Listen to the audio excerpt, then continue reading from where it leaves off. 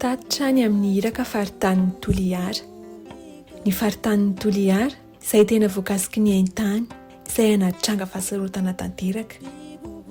Tamin'ny fiandohan'ny taona manodidina ny 2.3 ka hatramin'ny 2.7 tapitrisa ny olona ao amin'ny faritra atsimo no niatrika ny tsy manjary-tsakafo mamaivay. Efa ela tsy nahafahana hitsidika ireo tanàna ireo vokatry ny tsy fahampian'ny fitaovam-pitaterana. Noho izany dia feno fifaliana sy fisaorana izahay rehefa afaka nifandray indray tamin'ireo fiarahamonina tao an-toerana. Andro voalohany fitsidihana ireo tanàna natomboka tamin'ny fitsidihana tanàna efatra ny iraka izay nataonay: Ankororoka, Anjamiralahy, Andaromihomaky ary Andalanambo. Nambara tamin'ny kery ny tenin'ny Elohim ary maro ny fanakalozana tamin'ireo mponina. Ny olona efa vita batisa dia nahazo hery indray. Nahatsapy izahay efa ny tompo no nihazona azy ireo ary ny etaetan'izy ireo an'i Yéhoshoua dia mbola voatahiry. Nisy ireo baiboly amin'ny teny malagasy nosaraina ary olona maro no naneho ny fahafononana handray ny batisa. Ho any ankizy kosa nisy ny fizarana mofo sy bonbon. Nahita ihany koa izahay tranga sarotra toy ireo marary, indrindra nisy zazalahy kely iray izay niarana reti-maso izay nahazahoana fitsoroana fa volombelona.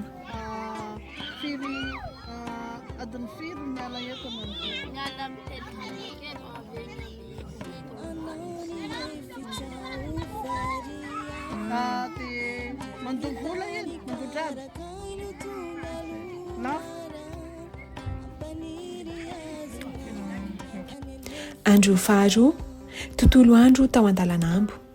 Andro iray izay natokana ho an'ireo ankizy tao amin'ny sekoly Andalanambo izay toanana amin'ny alalan'ny tetikasa fizarana sakafo ho an'ireo mpianatra indray mandeha isan-kerinandro. Bonjour. Bonjour. Tu t'appelles comment? Je m'appelle Jean-Pierre. Tu as quel âge? J'ai 10 ans. Ok.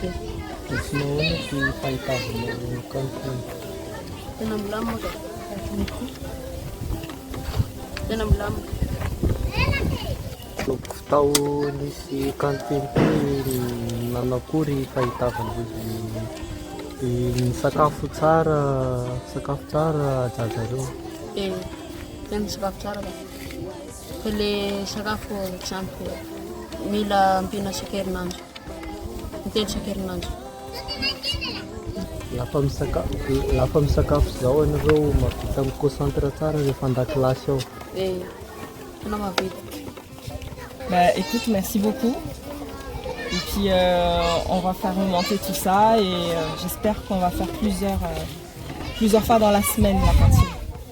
Nozaraina vondrona roa ireo ankizy mba handraisan'izy ireo anjara amin'ny hetsika samihafa toy ny fandokoana, hira ary fampianarana ara-baiboly, toy ny tantaran'ny Davida sy Goliata ary ny famoronana.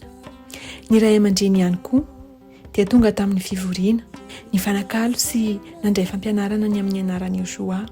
Tamin'ny atoandro ny sakafo tampilaminana tsara ireo ankizy. Tamin'ny hariva nanankona ireo fanomesana izahay ary ny tsinjara izany nisy ireo sakafo sy fitaovam-pianarana. Andro fahatelo fizarana fitaovana tany amin'ny tanàna.